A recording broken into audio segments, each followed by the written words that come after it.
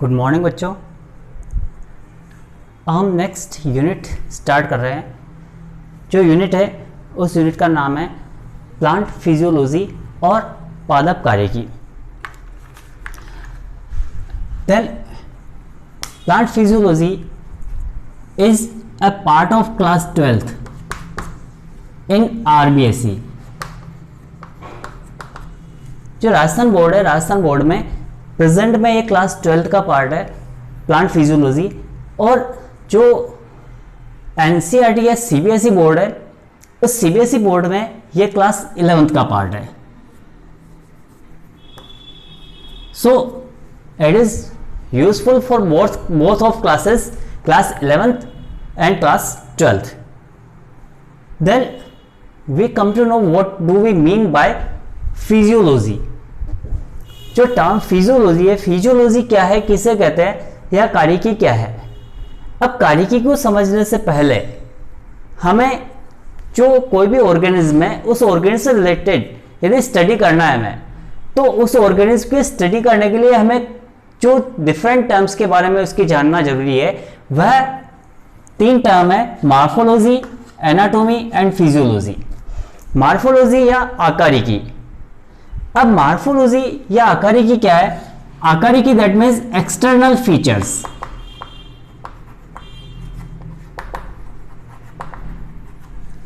यानी external appearance किस तरह का उसकी बाहरी संरचना कैसी है, कोई भी ऑर्गेनिज्म में वह बाहरी तौर पर किस तरह का दिखता है, उसमें क्या क्या स्पेशलिटीज है, तो वह उसके एक्सटर्नल फीचर्स कहलाते हैं। फॉर एग्जांपल यदि प्लांट मॉर्फोलॉजी की बात करें तो प्लांट मॉर्फोलॉजी में roots, stem, leaves, branches, flowers, fruits, seeds, ये जो है ये इसके मॉर्फोलॉजी में आते हैं। तो रूट्स के बारे में यदि मॉर्फोलॉजी हमें स्टडी करनी है तो रूट्स की मॉर्फोलॉजी दैट मीन्स रूट्स के टाइप्स क्या क्या है, वहां पर रूट्स कौन कौन सी तरह की मिलती है, रूट्स से किस तरह का रिप्रोडक्शन होता है, या रूट्स के कोई स्पेशल मॉडिफिकेशंस है, तो वो सारे आएंगे मॉर्फोलॉजी में। स्टेम का शेप किस तरह का है, वह सॉफ्ट ग्रीन है या वुडी है, हार्ड है, राउंड है, कॉर्नल है, रेक्टेंगुलर है, किस तरह का है, तो वह सारी चीज मॉर्फोलॉजी में। लीव्स किस तरह की है, डोर्सोवेंट्रल है कि बायलैटरल है, वह लीफ का टाइप किस तरह का है, इसके अंदर लीफ का स्ट्रक्चर किस तरह का है, लीफ देखने में किस तरह से है, तो ये। और लीफ जो है, लीफ के डिफरेंट पार्ट्स कौन कौन से हैं, for example petiole, leaf, let, veins का डिस्ट्रीब्यूशन किस तरह का है, पैरेलल है या रेटिकुलेट है, ये सारे उसके मॉर्फोलॉजिकल फीचर्स में आते हैं। फ्लावर्स की बात करें तो फ्लावर्स यूनिसेक्सुअल है, बाइसेक्सुअल है, इसके अलावा फ्लावर्स जो है वह कंप्लीट है, इनकम्प्लीट है, ये सारे आप 11th में पढ़ चुके हैं। तो ये सारी चीजें जो आती है ये सारी मॉर्फोलॉजी में आती है, यानी एक्सटर्नल फीचर्स जो है वह एक्सटर्नल फीचर्स जितने भी है वो सारे मॉर्फोलॉजी में स्टडी किए जाते हैं।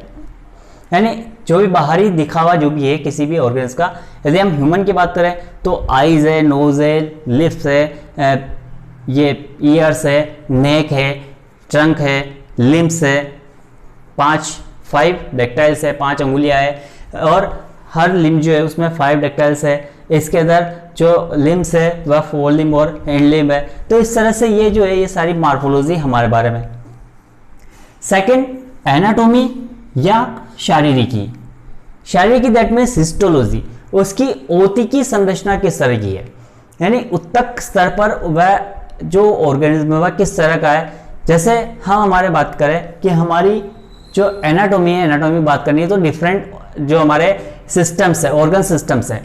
फॉर एग्जांपल ऑर्गन सिस्टम में डाइजेस्टिव सिस्टम है, तो डाइजेस्टिव सिस्टम के डिफरेंट सारे जो पार्ट्स है, माउथ है, ये थ्रोट है, इसके बाद ईसोफेगस है, स्टमक है, ड्यूडेनम है, या duodenum, ileum, jejunum, large intestine, small intestine, liver, pancreas, ये सारे जो है ये सारे इनके स्ट्रक्चर्स, इनके जो इंटरनल स्ट्रक्चर है वह किस तरह का है, इसके क्रॉस सेक्शन में कौन कौन से टिश्यूज आते हैं, तो ये सारी चीज़ें जो आती है इनमें कौन कौन सी ग्लैंड्स है, इसमें सेल्स के टाइप्स कौन कौन से है, जो ग्लैंड्स है उसमें सेल्स कौन कौन से टाइप्स की है, या मसल सेल्स है कि किस तरह की सेल्स है, वो सारी चीज़ आती है एनाटोमी में। इस तरह से लीफ की एनाटॉमी हमें पढ़ना है, जैसे फोटोसिंथेसिस है, फोटोसिंथेसिस की फिजियोलॉजी हम पढ़ेंगे। तो फोटोसिंथेसिस लीफ में होता है, लेकिन उससे पहले हमें लीफ की एनाटॉमी पता होनी चाहिए।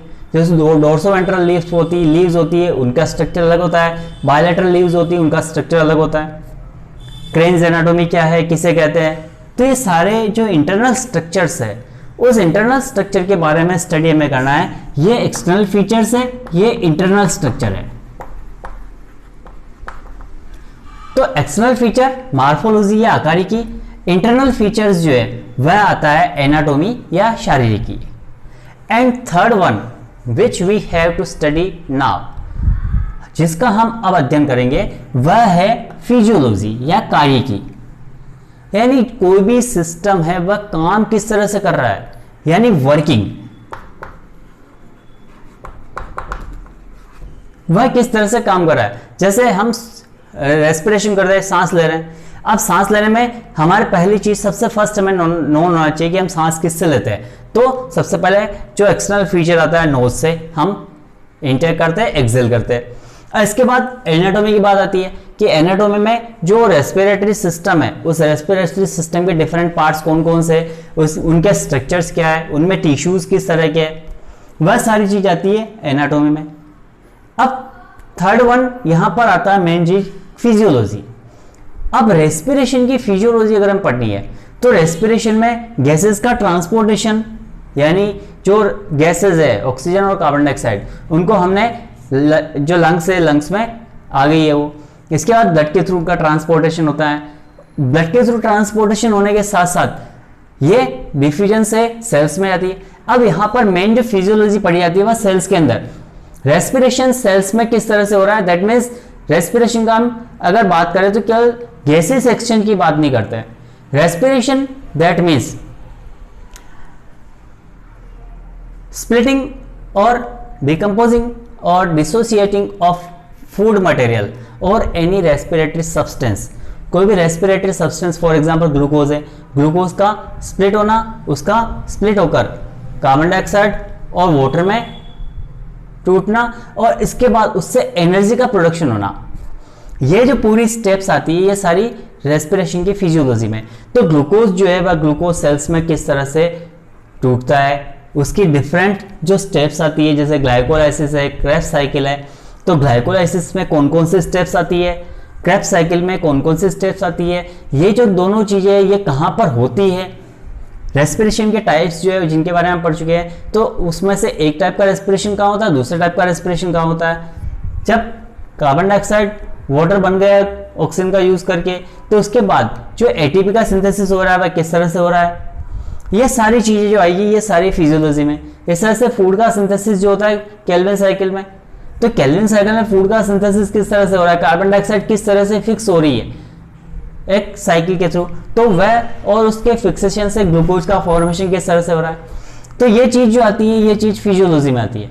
नॉर्मली हम क्या कहते हैं कि लाइट और जो कार्बन डाइऑक्साइड, वाटर, इन सब की हेल्प से और क्लोरोफिल के प्रेजेंस में क्या करते हैं प्लांट्स, अपना फूड सिंथेसिस करते हैं। लेकिन यह एक नॉर्मल सी बात हो गई जो आप 6th लेवल से पढ़ते आ रहे हैं 10th लेवल तक, लेकिन यह उसकी फिजियोलॉजी नहीं है, ये उसके नॉर्मल डेफिनेशन टाइप है हो गई कि हम जो डेफिनेशन कर रहे हैं। तो डेफिनेशन में क्या है कि रेस्पिरेशन फोटोसिंथेसिस हो रहा है, तो प्रकाश संश्लेषण की प्रक्रिया जो हो रही है उसमें जो हरे पादप है वो पर्णहरित और प्रकाश की उपस्थिति में कार्बन डाइऑक्साइड और जल के द्वारा अपना भोजन खुद बनाते हैं।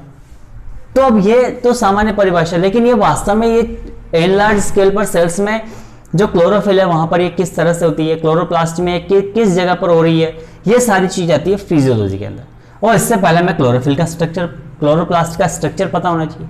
क्लोरोप्लास्ट से भी पहले हमें सेल का स्ट्रक्चर पता होना चाहिए। तो ये सारी चीज आएगी एनाटॉमी में। और सेल से पहले ऑर्गेनिज्म के में एक्सटर्नल फीचर के बारे में पता होना चाहिए, तो वह चीज आएगी मार्फोलॉजी में। तो ये सारे इंटर रिलेटेड है, एक के बजाय दूसरे का काम नहीं चल सकता है।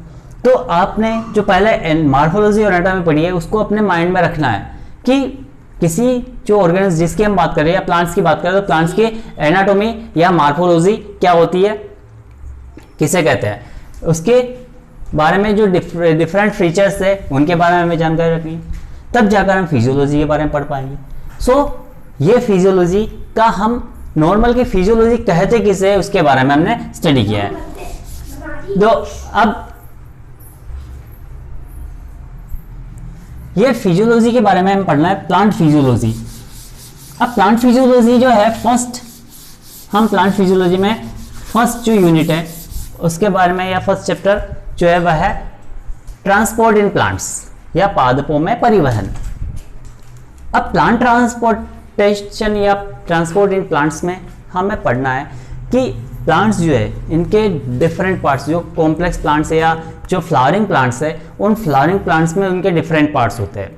For example roots, stem, leaves, flowers. इसके अंदर जो स्टोरेज पार्ट है, फ्रूट्स वगैरह है, सीड्स है, तो ये सारे जो है प्लांट्स के पार्ट्स है। तो यहाँ पर प्लांट्स जो है उनमें इनऑर्गेनिक और ऑर्गेनिक मटेरियल्स जो है उनका ट्रांसपोर्टेशन डिफरेंट पार्ट्स में किस तरह से होता है, किस तरह से डिफरेंट पार्ट्स में वो जो पार्ट्स जो चीज़ें बस ट्रांसफर होती है उसके बारे में हम स्टडी करेंगे ट्रांसपोर्ट इन प्लांट्स में, पादपों में, परिवहन में।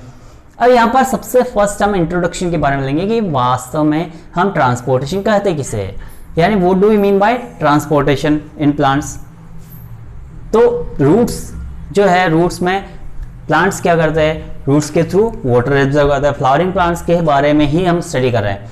तो रूट्स के थ्रू जो प्लांट्स है वह अपने वाटर एब्जॉर्ब करते हैं। वह जो वाटर एब्जॉर्ब हुआ है वह एब्जॉर्ब वाटर फिर स्टेम्स से होता हुआ जो जहाँ पर उसकी नीड है फॉर ग्रोइंग पार्ट्स, जहाँ पर फोटोसिंथेसिस हो रहा है, रेस्पिरेशन हो रहा है, ग्रोथ वाले जो पार्ट्स है वहाँ पर उसका ट्रांसपोर्टेशन होता है, वहाँ तक वह जाता है। तो ये चीज़ हम स्टडी करेंगे इंट्रोडक्शन में। इसके बाद जो ट्रांसपोर्ट हो रहा है प्लांट्स में, तो ट्रांसपोर्ट के टाइप्स जो है वो डिफरेंट होते हैं, अलग अलग तरह से ट्रांसपोर्टेशन होता है। वह दो टाइप का होता है, passive transport and active transport. What do you mean by passive और active transport? That means passive और निष्क्रिय। निष्क्रिय परिवहन क्या होता है और सक्रिय परिवहन क्या होता है? निष्क्रिय परिवहन that means without using energy, किसी तरह से कि एटीपी की फॉर्म में एनर्जी का यूज नहीं किया जाता है, और ये एनर्जी का यूज नहीं करके जो ट्रांसपोर्टेशन होता है, मटेरियल्स का हो चाहे वाटर का हो या मिनरल्स का हो, तो वह कहलाता है निष्क्रिय या पैसिव ट्रांसपोर्ट। पैसिव ट्रांसपोर्ट में आते हैं डिफ्यूजन, या जिसे विसरण कहा जाता है, या आपके फिजिक्स में, केमिस्ट्री में भी आता है। विसरण क्या होता है, किसे कहते हैं? विसरण या डिफ्यूजन के अदर थिंग आती है facilitated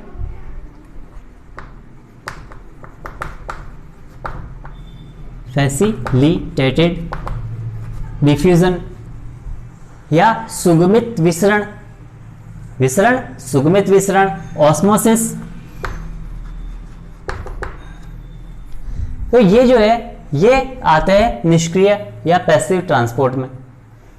active transport that means by using energy of ATP.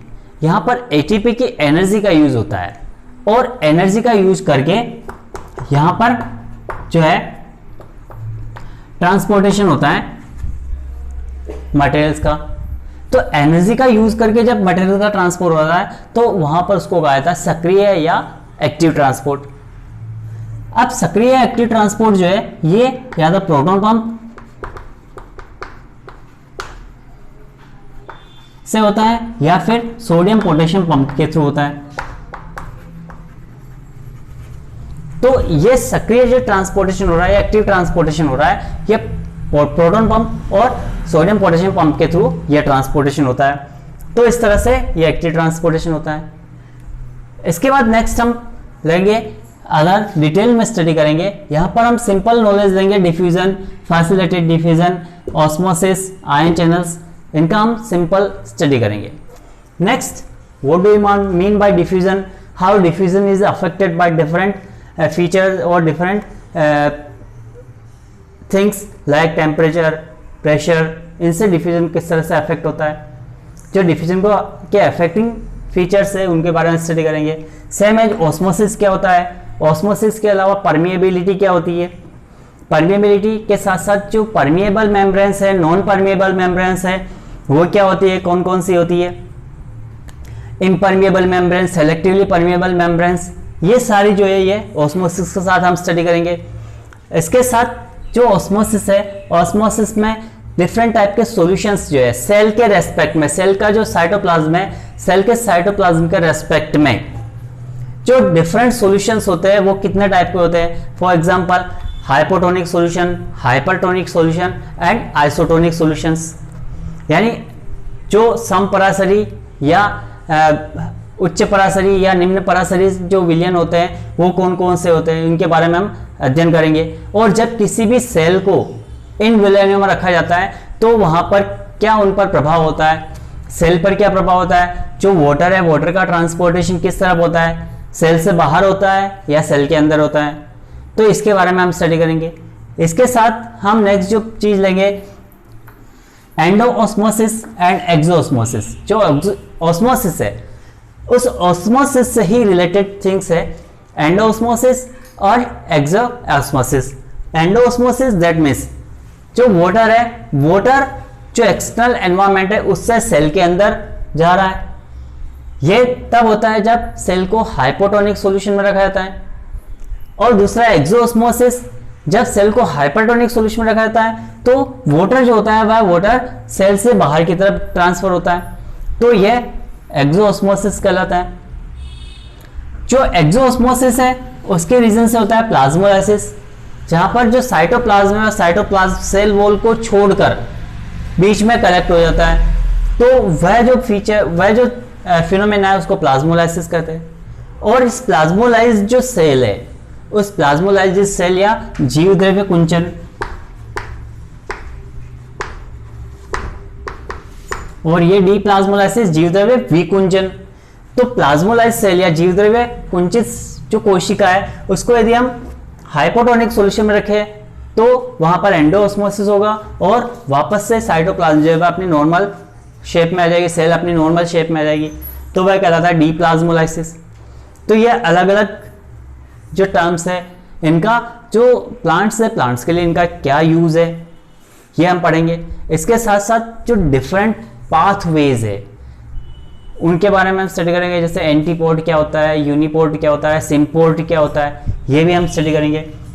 इसके साथ एक इंपॉर्टेंट टर्म आती है या वाटर पोटेंशियल जो है उससे रिलेटेड टर्म्स आती है डिफ्यूजन प्रेशर डेफिसिट या विसरण दाब न्यूनता। जो डिफ्यूजन ग्रेडियंट है या विसरण प्रवणता है, उस विसरण प्रवणता है डिफ्यूजन ग्रेडियंट के अकॉर्डिंग ही वाटर जो है वह प्लांट्स में ट्रांसपोर्ट होता है। तो ये डिफ्यूजन ग्रेडियंट क्या होता है, विसरण प्रवणता क्या होती है, इससे के साथ हम जो विसरण दाब है उसके बारे में भी हम देखेंगे। और विसरण दाब न्यूनता क्या होती है इसको भी हम पढ़ेंगे कि विसरण दाब न्यूनता क्या होती है।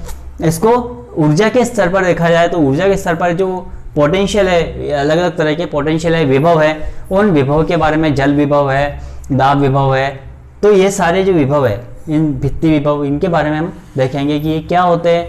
यानी इनको ऊर्जा के रूप में भी लिया गया है, तो ऊर्जा के आधार पर इनको हम किस तरह से स्टडी करें, किस तरह से किसी भी चीज़ को ऊर्जा के आधार पर जो है परासरण विभव, इनको किस तरह से हम रिलेट करें, तो ये चीज़ भी हम स्टडी करेंगे।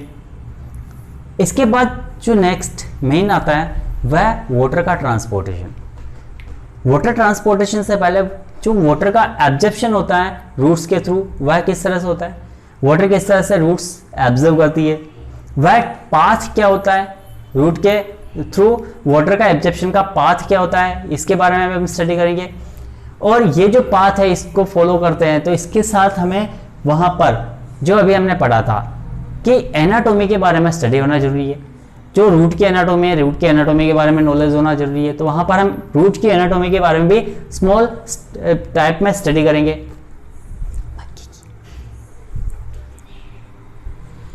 तो ये हम इसके बारे में भी स्टडी करेंगे कि रूट की एनाटॉमी क्या होती है, ये हम देखेंगे यहाँ पर। और उसके साथ जो वाटर का एब्जॉर्प्शन है वह वाटर एब्जॉर्प्शन हम देखेंगे। इसके साथ जो वाटर का जो अपवर्ड ट्रांसपोर्टेशन होता है, तो उस अपवर्ड ट्रांसपोर्टेशन से रिलेटेड डिफरेंट जो थियरीज है, वाइटल थियरीज है या माइथोलॉजिकल थियरीज है या अदर जो थियरीज है, उनके साथ साथ नॉन वाइटल थियरीज है या फिजिकल थियरीज है, वो अलग अलग थियरीज कौन सी है उनके बारे में, और इसमें मेन जो एक्सेप्टेबल थियरी है ट्रांसपिरेशन पुल या कोहेजन टेंशन थियरी है, ये थियरी भी हम स्टडी करेंगे। क्या होती है, डिक्सन और जोलिन जो कोहेजन थियरी दी थी वह कोहेजन थियरी क्या है, कोहेजन टेंशन थियरी, तो यह कोहेजन टेंशन थियरी पे हम स्टडी करेंगे। इसके बाद हम जो इनसे रिलेटेड टर्म्स है तो वह ये कोहेजन थ्योरी के साथ एक चीज आती है ट्रांसपिरेशन। तो ट्रांसपिरेशन क्या होता है, वाष्पोत्सर्जन क्या होता है, वाष्पोत्सर्जन को प्रभावित करने वाले कारक कौन कौन से, इसको अफेक्टिंग फीचर्स कौन कौन से, फैक्टर्स कौन कौन से अफेक्टिंग फैक्टर्स, उन फैक्टर्स के बारे में हम देखेंगे। ट्रांसपिरेशन जो हो रहा है वह स्टोमेटा के थ्रू होता है। तो स्टोमेटा की एनाटोमी किस तरह की है, स्टोमेटा किस तरह का स्ट्रक्चर लिए होते हैं, इसके बारे में स्टडी करने के साथ साथ जो स्टोमेटल एक्टिविटी है या जो रंध्र है, रंध्र की क्रिया किस तरह से होती है, रंध्र किस तरह से अपने आप फंक्शन कर रहे हैं, वहाँ पर किस तरह से रंध्रों की क्रिया होती है, वहाँ पर कौन से फीचर्स जो है जो रंध्र को खुलने या बंद होने, स्टोमेटल अपरेटस को वर्किंग के लिए कौन कौन से फीचर्स फैक्टर्स होते हैं, वह चीज़ हम स्टडी करेंगे। इसके साथ घटेशन क्या होता है, बिंदु स्राव या घटेशन क्या होता है, ये क्यों होता है कुछ प्लांट्स में, वह भी देखेंगे। और साथ ही इम्बिबिशन जो होता है या अंतःचूषण जो है, उस अंतःचूषण के बारे में भी हम अध्ययन करेंगे। जैसे बीज जो होते हैं, सीड्स जो होते हैं वो पानी में रखने पर फूल जाते हैं, तो वहाँ पर और कोई एक्टिव ट्रांसपोर्टेशन नहीं हो रहा, पैसिव ट्रांसपोर्टेशन होता है, जिससे पानी अंदर जाता है और बीज फूल जाता है उस पानी के कारण, तो ये इम्बिबिशन है, तो इसको भी हम देखेंगे। और ये तो सारा जो हम पढ़ेंगे वाटर ट्रांसपोर्टेशन से रिलेटेड ज़्यादा है। इसके साथ मिनरल ट्रांसपोर्टेशन किस तरह से होता है वह भी हम देखेंगे। और एट लास्ट फ्लोएम ट्रांसपोर्टेशन, यानी जो फ्लोएम है, फ्लोएम से जो सब्सटेंसेस का ट्रांसपोर्टेशन होता है, वह फ्लोएम किस तरह से सब्सटेंस को ट्रांसपोर्ट करता है, यह ट्रांसपोर्टेशन भी हम स्टडी करेंगे।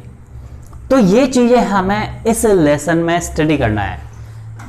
और वैसे फिजियोलॉजी के बारे में हम जहाँ पर भी स्टडी करेंगे तो आपको बहुत ही कीन अपनी रखना पड़ेगा नॉलेज को, काफ़ी जो आपको एक्टिव रह के उस चीज़ को स्टडी करना पड़ेगा, क्योंकि हर टर्म जो है वह कहीं ना कहीं दूसरी टर्म से रिलेटेड रहेगी फिजियोलॉजी में। और यहाँ पर एनाटोमी और मार्फोलॉजी है, वह एनाटोमी और मार्फोलॉजी भी आपस में कनेक्ट है। तो हमें यहाँ पर तीन तीन चीज़ों को एक साथ ध्यान में रखते हुए इन चीज़ों को स्टडी करना है। तो आपको पहली चीज़ तो पहले वाली जो आपने स्टडी किया है 11th क्लास में या आप स्टडी कर रहे हैं 11th में, तो उन चीज़ों के बारे में अपने नॉलेज को वाइड करें, उन चीज़ों के बारे में आप अपनी जानकारी को पूरी तरह से कर लें। इसके साथ जो एनाटोमी में क्या क्या चीज़ें हैं स्पेशल ट्रांसपोर्टेशन में काम आने वाली चीज़ें, जैसे प्लांट में रूट का इंटरनल स्ट्रक्चर कैसा होता है वह चीज़, और स्ट्रक्चर किस तरह का होता है, यह यहाँ पर जानना जरूरी है। इसके अलावा प्लांट्स में जो टिश्यूज़ होते हैं, टिश्यूज़ में जाइलम और फ्लोएम जो होता है किस तरह के होते हैं, ये जानकारी रखना जरूरी है यहाँ पर। और इसके साथ जो एक्सटर्नल स्ट्रक्चर होता है, लीफ का एक्सटर्नल स्ट्रक्चर जो होता है वह किस तरह का होता है, ये भी हमें पता रखना जरूरी है। तो ये सारी जानकारी हमें साथ में रखकर चलनी है, और हर चीज़ एक दूसरे से रिलेटेड है। डिफ्यूज़न, ऑस्मोसिस, ये सारे आपस में रिलेटेड होकर एक दूसरे के साथ चलेंगे। इसके साथ वॉल प्रेशर, टर्जिट प्रेशर क्या होता है, वॉल प्रेशर क्या होता है, ये सारी चीज़ें भी हम इस लेसन में स्टडी करेंगे। So be prepared to study physiology.